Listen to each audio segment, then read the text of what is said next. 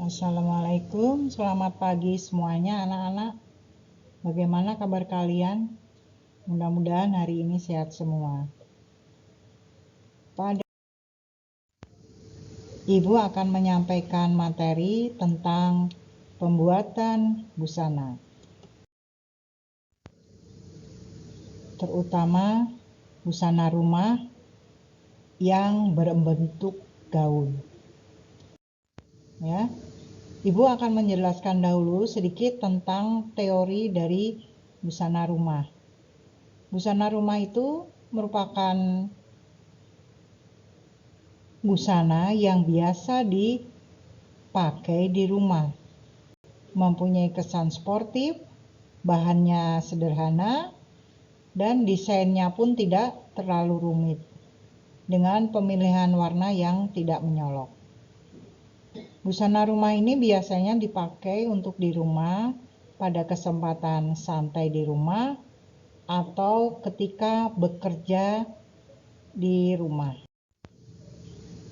Karena desainnya sederhana dan biasanya modelnya itu longgar, sehingga memang yang diutamakan adalah kenyamanannya saat digunakan.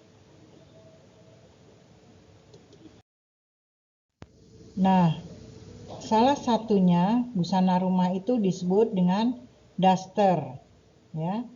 Nah, daster ini bisa berbentuk gaun dengan desain yang sederhana, bahan yang digunakan pun menghisap keringat, ya, nyaman seperti batik atau dari katun atau dari kaos dengan berbagai motif.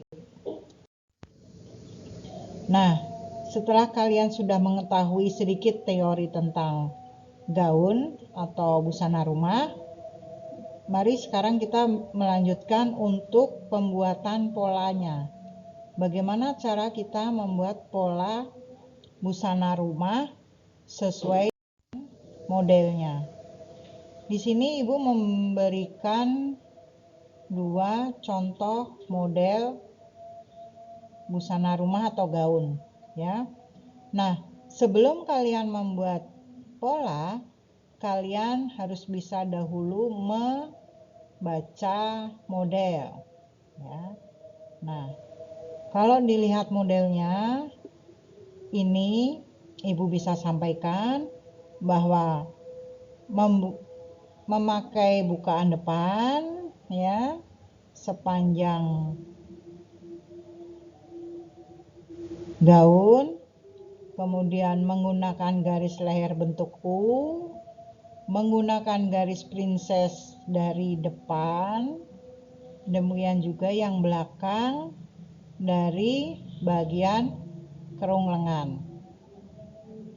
Menggunakan lapisan belakang, jangan lupa bagian depan pun menggunakan lapisan dalam karena tidak menggunakan kerah.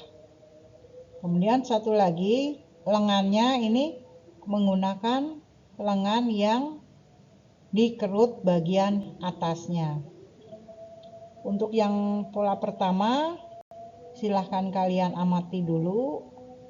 Nanti setelah kalian jelas, kita lanjut ke model kedua. Model kedua sebetulnya tidak jauh berbeda.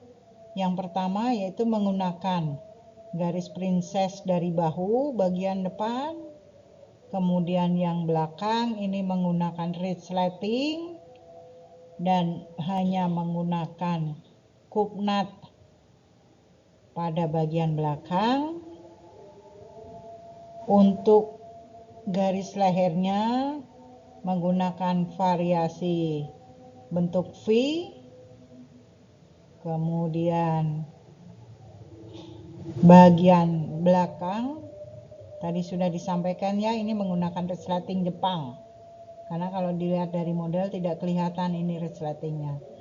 Kemudian untuk lengannya itu menggunakan lengan tulip, ya.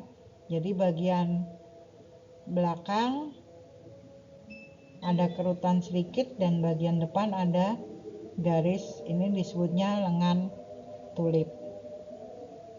Jadi Ibu memberikan 2 contoh model saja, tetapi Ibu tidak menutup kemungkinan kalau kalian mau membuat model yang lain, ya.